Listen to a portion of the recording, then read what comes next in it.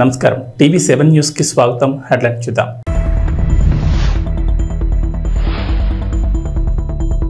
చంద్రబాబు సర్కార్ సరికొత్త రికార్డ్, ఒక్కరోజే 95% పింఛన్లు పంపిణీ.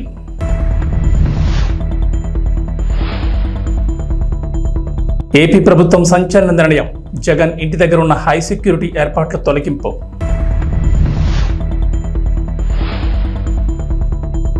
త్వరలోనే తెలంగాణ కేబినెట్ విస్తరణ, మార్పులు చేర్పులు ఉంటాయంటున్న రాజనరసింహ.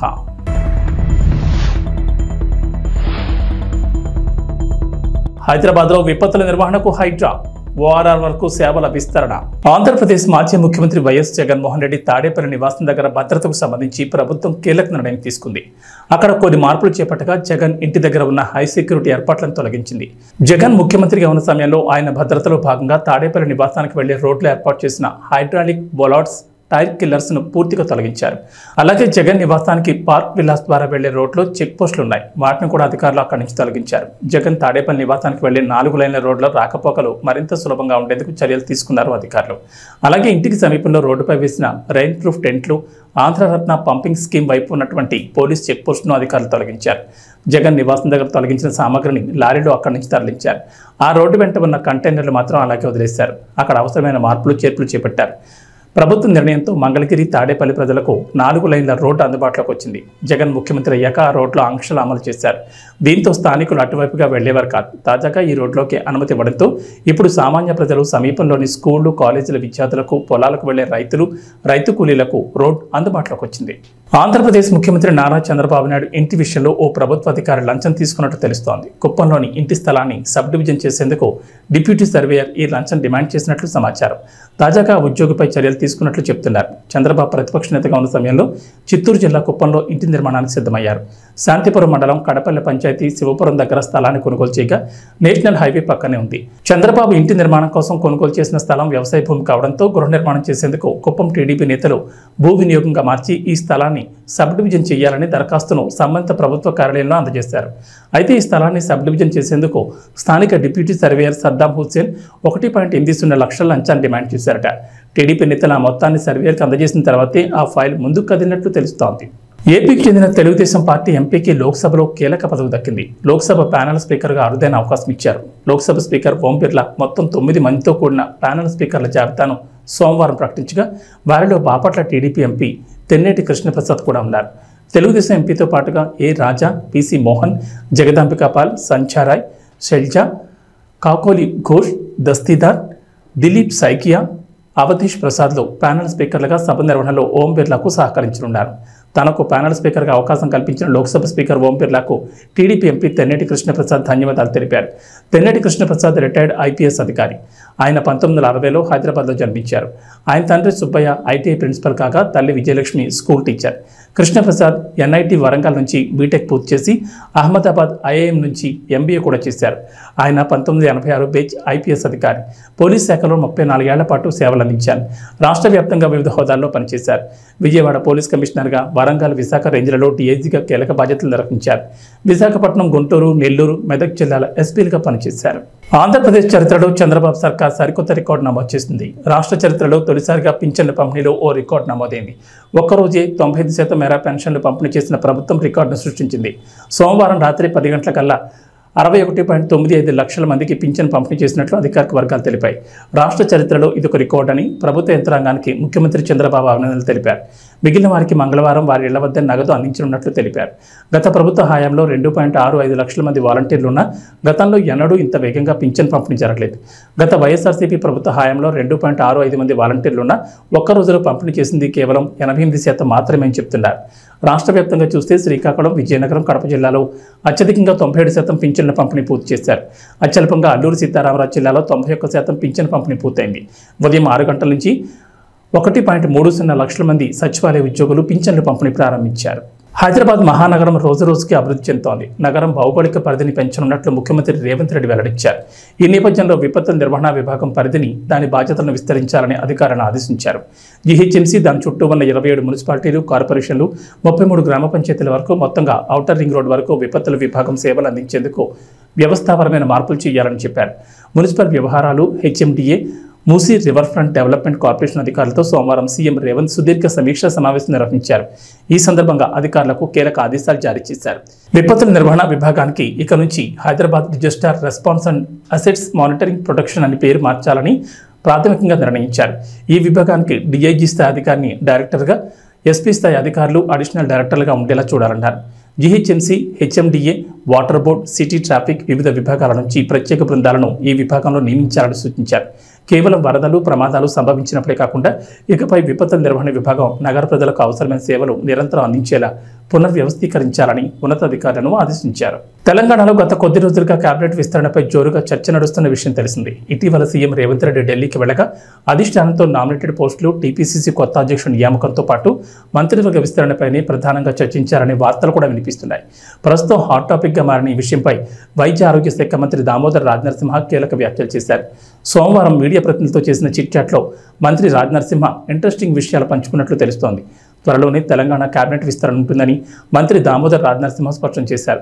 ప్రస్తుతం ఉన్న మంత్రివర్గంలో కొన్ని శాఖల్లో మార్పులు చేర్పులు ఉంటాయని చెప్పుకొచ్చారు. ఈ మార్పుల్లో భాగంగా ప్రస్తుతం గిరిజన సంక్షేమ శాఖ మంత్రిగా ఉన్న సీతక్కకు హోంశాఖకు ఇచ్చే అవకాశం ఉందని రాజనరసింహ లీక్ ఇచ్చారు. మరోవైపు ఎమ్మెల్యేలు కోమటిరెడ్డి రాజగోపాల్ రెడ్డి, దానం నాగేందర్ కూడా కేబినెట్ విస్తరణలో భాగంగా చోటు దక్కనుందని మంత్రి చెప్పుకొచ్చారు. నిజామాబాద్ జిల్లా నుంచి కూడా ఒకరికి మంత్రి పదవి ఇవ్వనున్నట్లు తెలిపారు. త్వరలోనే వైద్య శాఖలోనూ ప్రక్షాళన ఉంటుందని తెలిపారు. అయితే వలస వచ్చిన నేతలకు మంత్రి పదవులు ఉండవని పార్టీ నేతలు పదే పదే లీకులిచ్చినా కండువా కప్పుకునేటప్పుడు ఇచ్చిన హామీని రేవంత్ రెడ్డి నెరవేర్చనున్నట్లు తెలుస్తోంది. తెలంగాణలో సొంత ఇల్లు లేని పేదలకు ఇల్లు నిర్మిస్తామని కాంగ్రెస్ ఎన్నికల ముందు హామీ ఇచ్చిన సంగతి తెలిసిందే. గత బీఆర్ఎస్ ప్రభుత్వం డబుల్ బెడ్రూమ్ ఇండ్లు నిర్మించగా కాంగ్రెస్ ఇందిరమ్మ ఇండ్లు నిర్మిస్తామని హామీ ఇచ్చారు. 6 గ్యారంటీల్లో భాగంగా ఈ పథకాన్ని అమలు చేయనున్నారు. సొంత జాగా ఉన్న పేదల ఇండ్ల నిర్మాణానికి 5 లక్షల రూపాయల ఆర్థిక సహాయం అందించనున్నారు. జాగా లేని వారికి స్థలంతో పాటు డబ్బులు కూడా మంజూరు చేస్తామని ప్రకటించారు. అయితే ఇందిరమ్మ ఇళ్లకు సోలార్ పవర్ తప్పనిసరి కానుంది. అయితే ఇది రాష్ట్ర వ్యాప్తంగా కాదు, హైదరాబాద్ శివారు, ఔటర్ రింగ్ రోడ్తో పాటు కొత్తగా నిర్మించనున్న రీజనల్ రింగ్ రోడ్ మధ్య నిర్మించే ఇండ్లకు సోలార్ తప్పనిసరి చేయనున్నట్లు తెలుస్తుంది. ఈ ప్రాంతాల్లో ఇండ్లు నిర్మించుకోవాలంటే సోలార్ పవర్ తప్పనిసరిగా పెట్టుకోవాల్సింది. ఈ మేరకు ఇప్పటికే సోలార్ పవర్ వినియోగిస్తున్న చెన్నై, బెంగళూరు, ముంబైలోని పేదల ఇండ్లను డిప్యూటీ సీఎం భట్టి విక్రమార్కతో పాటు అధికారులు పరిశీలించనున్నట్లు తెలిసింది. ముఖ్యమంత్రి చంద్రబాబు నాయుడు పెన్షన్దారుల్లో బోలెడంత భరోసా కల్పించారని 4వ వార్డు టీడీపీ మాజీ కౌన్సిలర్ ప్రమీళం అన్నారు. చంద్రబాబు నాయుడు ఎన్నికల్లో ఇచ్చిన హామీల్లో కీలకమైన పింఛన్ పెంపు కార్యక్రమంలో భాగంగా 4వ వార్డు నందు ప్రమీళమ్మ టీడీపీ నాయకులు, సచివాలయ సిబ్బందితో కలిసి పెన్షన్ లబ్ధిదారుల ఇంటికి వెళ్లి పెంచిన 7,000 రూపాయల పింఛను అందజేశారు. ఈ కార్యక్రమంలో నాయకులు పాల్గొన్నారు.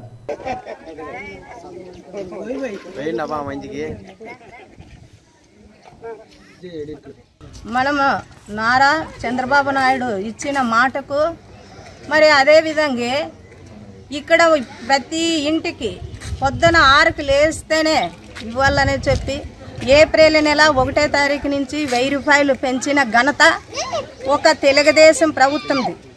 తర్వాత ఇంతకు ముందు 5 సంవత్సరాలలోన 2,000 రూపాయలు పెంచిన 3,000 రూపాయలు చేసేదానికి 5 సంవత్సరాలు టైం తీసుకొని 250 రూపాయలతోన ఒక 1000 రూపాయలు 5 సంవత్సరాలకు పెంచిన ప్రభుత్వము వైసీపీది. అది ప్రభుత్వానికి ఇప్పుడు ఒక నిదర్శనంగా ఒక చంద్రబాబు నాయుడు ఇంకా ఎలక్షన్స్ గెలకు ముందునే 1000 రూపాయలు మార్చి ఏప్రిల్ నెలలోనే ఇచ్చినాడు. ఇప్పటికీ ఆ 3,000 రూపాయలు, ఇది 4,000 రూపాయలు, 7,000 రూపాయలు తీసుకునే మన ప్రజలందరూ రాబోయే కాలంలోన ఇది ఎక్కడ ఎవరు ప్రతి ఒక్కరు మీరే కాదు ప్రతి ఒక్కరికి చెప్పి ఒక ముందొచ్చే ఆలోచనలో అందరూ కలిసి కట్టగా ఉండి మరి నెక్స్ట్ తెలుగుదేశానికే మీరు సాయం చేసి ఈ లభితము పొందాలా. ఇంకా ఉండే స్కీములు చాలా ఉన్నాయి. ప్రతి ఒక్క ఇంటికి, ప్రతి ఒక్క మహిళలకి, ప్రతి ఒక్క పిల్లకు, అందరికీ ప్రతి ఒక్కటి ఆయన చెప్పిండే పథకాలు ఖచ్చితంగా అమలు చేసి ఇంటికి అందించి ఆ పేరు నిలబెట్టుకునే నాయకుడు ఒక నారా చంద్రబాబు నాయుడు.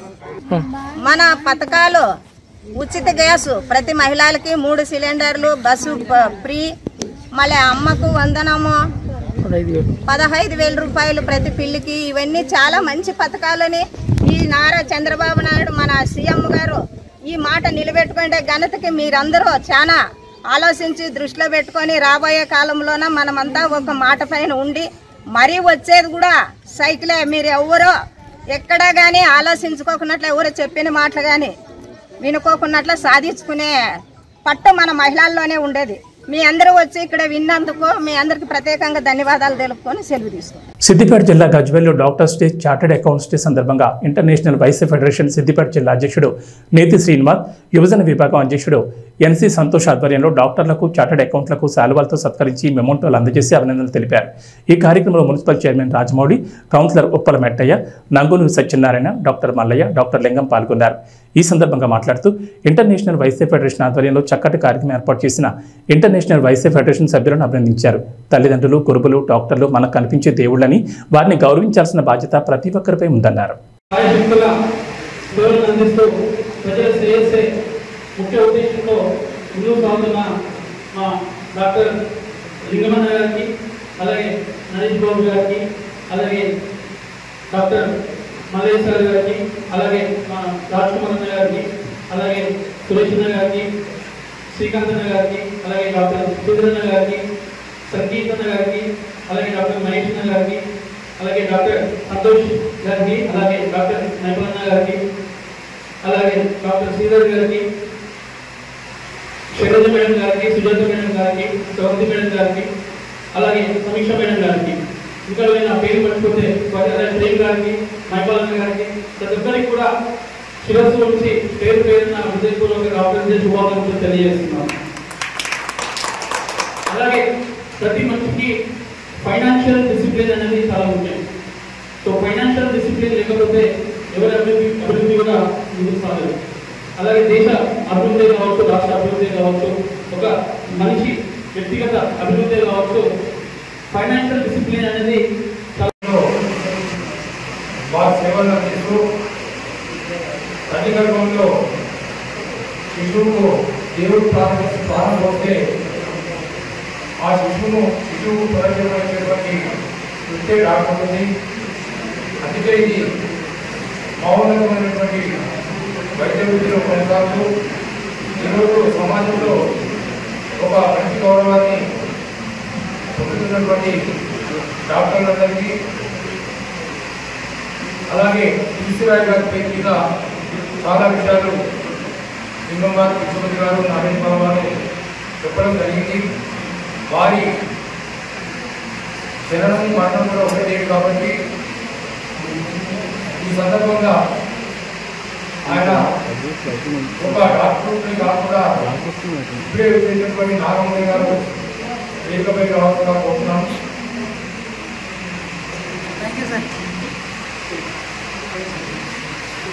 వారి పేరు మీద వారు డాక్టర్ కాకుండా స్వాతంత్ర సమరయోధులు, ఒక మంచి రాజకీయవేత్తగా, 19 2 పర్యాలు ముఖ్యమంత్రిగా ఉన్నటువంటి ఈశ్వరాయ్ గారి పేరు మీద డాక్టర్ డే జరుపుకోవడం, ప్రతి 2వ తారీఖు జూలై నాడు డాక్టర్ డే జరుపుకుంటాం. అదే రోజు నేషనల్ డాక్టర్ డే కూడా జరుపుకుంటున్నాం.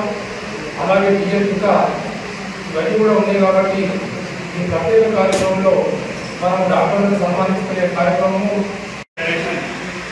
రాష్ట్ర అధ్యక్షుడు ఉప్పల శ్రీనివాస్ గారి సూచన మేరకు సిద్దిపేట జిల్లా ఇంటర్నేషనల్ వైస్ ఫెడరేషన్ అధ్యక్షుడు ఎన్సి శ్రీనివాస్ గారి ఆధ్వర్యంలో, అదేవిధంగా గజ్వేల్ ప్రజ్ఞాపూర్ ఐజీఎఫ్ వాళ్ళ ఆధ్వర్యంలో ఈరోజు ఒక మంచి కార్యక్రమం ఏర్పాటు చేసి మన డాక్టర్లకు మరియు సీఏలకు సన్మానం చేయాలని కార్యక్రమం తీసుకోవడం అనేది మీ అందరికీ మా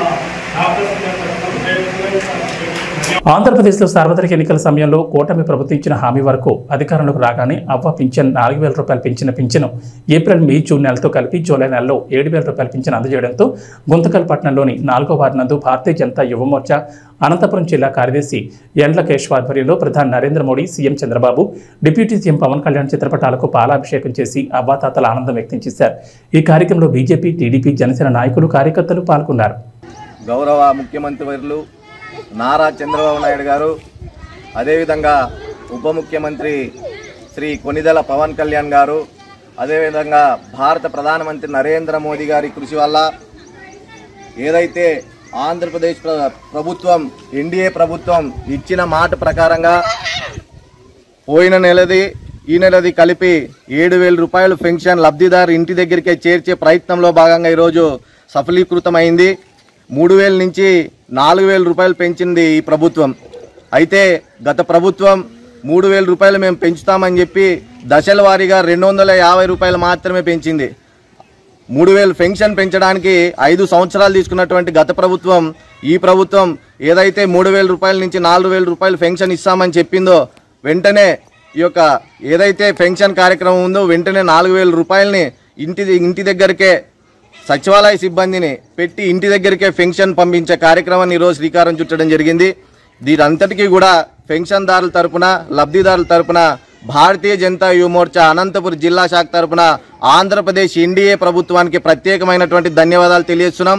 ఏదైతే వికలాంగుల పెన్షన్ 3,000 ఉండిందో వాటిని ఏకంగా ఒకేసారి 6,000 రూపాయలకు పెన్షన్ పెంచి గౌరవనీయులు శ్రీ మందా కృష్ణ మాదిక్ గారి ఏదైతే పోరాట ఫలితం ఉందో ఆ పోరాట ఫలితాన్ని అందరూ కూడా అందిపుచ్చుకొని ఎన్డీఏ ప్రభుత్వంలో భాగస్వామ్యంగా ఉన్నటువంటి శ్రీ గౌరవనీయులు మందా కృష్ణ మాదిక్ గారి ఆదేశాల మేరకు ఆ యొక్క ఎన్డీఏ ప్రభుత్వాన్ని ఒప్పించి వారందరికీ కూడా 3,000 నుంచి 6,000 రూపాయలు పెంచిన పెన్షన్ని ఆ యొక్క వికలాంగులందరికీ కూడా అందించడం చాలా ఆనందదాయకమైన విషయం.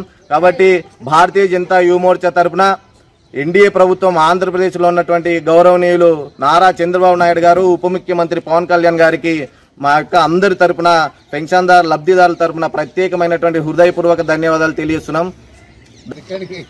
ఏదైతే గత ప్రభుత్వం సచివాలయ సిబ్బందిని ఉపయోగించుకోకుండా కేవలం వాలంటరీ వ్యవస్థ ద్వారా పెన్షన్ని ఇంటికి అందిస్తున్నాము, వాలంటరీ వ్యవస్థ తీసేశారు కాబట్టి సచివాలయ సిబ్బంది ద్వారా ఇంటింటికి పెన్షన్ అందే కార్యక్రమం జరగదు అని అపోహలు సృష్టించి ఎన్నో సహజ మరణాలను కూడా పెన్షన్ వల్ల రోడ్లో నిలబడి లేకుంటే ఆ ఆఫీసు చుట్టూ తిరిగి చనిపోయినారనే అపోహలను ప్రజల్లో రేకెత్తించారు. ఏదైతే కొత్తగా ఏర్పడినటువంటి ఎన్డీఏ ప్రభుత్వం నారా చంద్రబాబు నాయుడు గారు ఆ రోజే చెప్పారు, సచివాలయ సిబ్బందిని ఉపయోగించుకొని ఎంతమంది ఉంటే ఆ వార్డులో ఉన్నటువంటి పరిధిలో ఉన్నటువంటి ఎంతమంది పెన్షన్ లబ్ధిదారులు ఉంటారో వాటిని ఎంతమంది సచివాలయ సిబ్బంది ఉంటారో వాళ్ళని ఒక్కొక్కరిని ఇంతమంది పంచుకొని యొక్క పెన్షన్ కార్యక్రమాన్ని అందించే విధంగా చేస్తామని ఏ విధంగా అయితే చెప్పారో అదే విధంగా ఈరోజు సచివాలయ సిబ్బందిని ఉపయోగించి ప్రతి ఇంటికి పెన్షన్ ఇచ్చే కార్యక్రమాన్ని శ్రీకారం చుట్టి ఉదయం 6 గంటలకే ప్రతి ఇంటికి డోర్ తట్టి వాళ్ళు నిద్ర లేవకముందునే డోర్ తట్టి పెన్షన్ అందించే కార్యక్రమం ఈరోజు పొద్దున ఉదయం 6 గంటల నుంచి జరగడం చాలా ఆనందదాయకమైన విషయం. ఏదైనా విజనరీ నాయకుడు అనుకున్నది చేస్తాడు, చేసి చూపిస్తాడు, దానికి ఇదే నిదర్శనం. కాబట్టి వారందరికీ కూడా ప్రత్యేకమైన ధన్యవాదాలు లబ్ధిదారుల తరఫున తెలియజేస్తున్నాను. గ్లోబల్ స్టార్ రామ్ చరణ్ శంకర్ కాంబోలో చేస్తున్న గేమ్ చేంజర్ ఎప్పుడు రిలీజ్ అవుతుందా అని ఫ్యాన్స్ ఎప్పటి నుంచి ఎదురు చూస్తున్నారు. కానీ దీనిపై ఇప్పటి వరకు ఎలాంటి అప్డేట్ అయితే ఇవ్వలేదు మూవీ టీం. నిర్మాత దిల్ రాజు మాత్రం ఈ ఏడాది రిలీజ్ చేస్తామని అయితే చెప్పారు. కానీ రీసెంట్గా ఇండియన్ 2 ప్రమోషన్స్లో భాగంగా ఇచ్చిన ఓ ఇంటర్వ్యూలో గేమ్ చేంజర్ రిలీజ్కి ఇంకా 6 నెలలు పడుతుందని బాంబు పేల్చారు శంకర్. దీంతో మెగా ఫ్యాన్స్ డేలా పడిపోయారు. ఇలాంటి వేళ RC16 ప్రాజెక్ట్ గురించి ఓ క్రేజీ న్యూస్ వైరల్ అవుతోంది. బుచ్చిబాబుతో చరణ్ చేస్తున్న ఈ చిత్రం ఎలా ఉండబోతోందో హింట్ ఇచ్చాడు Bigg Boss fame Arjun Ambati. ఈ చిత్రంలో అర్జున్ కూడా ఓ కీలక పాత్ర పోషిస్తున్న సంగతి తెలిసిందే. బిగ్ బాస్ సీజన్ 7 సమయంలో గెస్ట్గా వచ్చిన బుచ్చిబాబు హౌస్లో ఉన్న అర్జున్కి RC16 ఆఫర్ ఇచ్చారు. ప్రస్తుతం ప్రీ ప్రొడక్షన్ పనులు జరుపుకుంటున్న ఈ చిత్రం ఎలా ఉండబోతుందనే విషయంపై తన లేటెస్ట్ ఇంటర్వ్యూలో క్లారిటీ ఇచ్చాడు అర్జున్. స్టోరీ ఎలా ఉండబోతుంది అనేది చెప్పను, ఎందుకంటే అది చెప్తే నన్ను సినిమాల నుంచి బయటకు తోసేస్తారు. బాగుంటుంది ప్రాజెక్ట్, అంతకుమించి ఏం చెప్పలేను. మన నేటివిటీ బాగా కనబడే సినిమా. తెలుగు సినిమాలంటే అంత కమర్షియల్ అలా అనుకుంటారు కదా, అలానే చరణ్గా చేసిన కూడా ఎక్కువ కమర్షియల్ ప్రాజెక్టులే. అయితే తమిళ్లో పెద్ద హీరోలు అందరూ వాళ్ళ నేటివిటీ కనబడేలా ప్రాజెక్ట్ చేస్తూ ఉంటారు కదా, వాళ్ళ ట్రెడిషన్, వాళ్ళ ప్లేస్ ఇలా అన్నీ చూపించడానికి ఇష్టపడతారు కదా, అలానే మీరు RC16 గురించి ఎక్స్పెక్ట్ చేయొచ్చు అంటూ అర్జున్ అంబటి చెప్పాడు. ఇక ఈ చిత్రంలో జాన్వీ కపూర్ హీరోయిన్గా నటిస్తోంది. అలానే AR రెహమాన్ మ్యూజిక్ అందిస్తున్నారు. కొన్ని నెలల క్రితమే పూజా కార్యక్రమాలతో ఈ ప్రాజెక్ట్ మొదలైంది. గేమ్ చేంజర్ పనులు పూర్తయిన వెంటనే చరణ్ ఈ సెట్లోకి అడుగుపెట్టబోతున్నారు. ఇక ఈ చిత్రంపై ఇటీవల తమిళ నటుడు విజయ్ సేతుపతి కూడా కామెంట్స్ చేశారు. RC16 స్టోరీ తనకు తెలుసని, స్క్రిప్ట్ చాలా బాగుంటుందన్నారు. ఖచ్చితంగా ఈ చిత్రం బ్లాక్ బస్టర్ అవుతుందని బుచ్చిబాబుతో చెప్పారు విజయ్. 20 వరల్డ్ కప్ 2024 గెలిచిన వెంటనే సీనియర్ ప్లేయర్ అయిన విరాట్ కోహ్లీ, రోహిత్ శర్మ ఇద్దరు T20 ఫార్మాట్ కెరీర్కు వీడ్కోలు పలికారు. ఆ మరుసటి రోజే స్టార్ ఆల్రౌండర్ రవీంద్ర జడేజా కూడా పొట్టి ఫార్మాట్కు రిటైర్మెంట్ పలికాడు. భారత క్రికెట్ పరివర్తన దశలో ఉందని, యువతరానికి అవకాశం ఇవ్వాల్సిన సమయం వచ్చిందని చెప్తూనే ఈ ముగ్గురు వన్డే టెస్ట్ ఫార్మాట్లో కొనసాగుతామని చెప్పారు. మరి పాకిస్తాన్ వేదికగా 2025లో జరగనున్న ఛాంపియన్స్ ట్రోఫీలో విరాట్, రోహిత్ ఆడతారా అనే సందేహాలపై BCCI సెక్రటరీ జైషా స్పందించారు. ఛాంపియన్స్ ట్రోఫీ 2025 ఆడనున్న భారత జట్లో విరాట్ కోహ్లీ, రోహిత్ శర్మ భాగమయ్యే అవకాశాలున్నాయని జైషా సంకేతాలు ఇచ్చారు. T20 క్రికెట్కు ఈ ముగ్గురు దిగ్గజ ఆటగాళ్లు వీడ్కోలు పలకడంతో జట్టులో పరివర్తన జరిగిందని వ్యాఖ్యానించారు. భారత జట్టు పురోగమిస్తోందని, ప్రపంచ టెస్ట్ ఛాంపియన్షిప్, ఛాంపియన్స్ ట్రోఫీలను గెలవడమే తదుపరి టార్గెట్ అని జైషా అన్నారు. అక్కడ కూడా ఇదే జట్టు ఆడుతుందని, సీనియర్లు ఉంటారని స్పష్టం చేశారు. తెలంగాణలో వర్షాలపై హైదరాబాద్ వాతావరణ కేంద్రం అధికారులు కీలక అప్డేట్ ఇచ్చారు. నేడు రాష్ట్రంలో వర్షాలు కురిసే అవకాశాలు చాలా తక్కువగా ఉన్నాయని చెప్పారు. నైరుతి రుతుపవనాలు మందకొడిగా ఉండడంతో వర్షాలు పడే ఛాన్స్ లేదని చెప్పారు. మేఘాలున్నా వర్షాలు కురవకపోవచ్చని, అయితే పశ్చిమ తెలంగాణలో మాత్రం సాయంత్రం 5 గంటల తర్వాత జల్లులు పడే ఛాన్స్ ఉందని చెప్పారు. ఇక నేడు బలమైన ఈదురుగాలులు వీచే అవకాశం ఉందని చెప్పారు. గంటకు 35 కిలోమీటర్ల నుంచి 40 కిలోమీటర్ల వేగంగా గాలులు వీస్తాయన్నారు. గాలిలో తేమ శాతం లేకపోవడం వల్ల ఒక్కపోతగా ఉంటుందని చెప్పారు. ఉష్ణోగ్రత తెలంగాణ వ్యాప్తంగా 31 డిగ్రీల సెల్సియస్ ఉంటుందని అన్నారు. ఈసారి నైరుతి రుతుపవనాల వల్ల జూన్ నెలలో ఆశించినంతగా వర్షాలు కురవలేదు. కొన్ని జిల్లాల్లో భారీ వర్షాలు కురవగా మరికొన్ని జిల్లాల్లో మాత్రం వర్షపాతం తక్కువగా నమోదైంది. జూన్ సాధారణ వర్షపాతం 12.94 సెంటీమీటర్లు కాగా ఈసారి 16 సెంటీమీటర్ల మేర వర్షపాతం కురిసింది. ఏబీ బులెటిన్ విశేషాలు. నమస్కారం.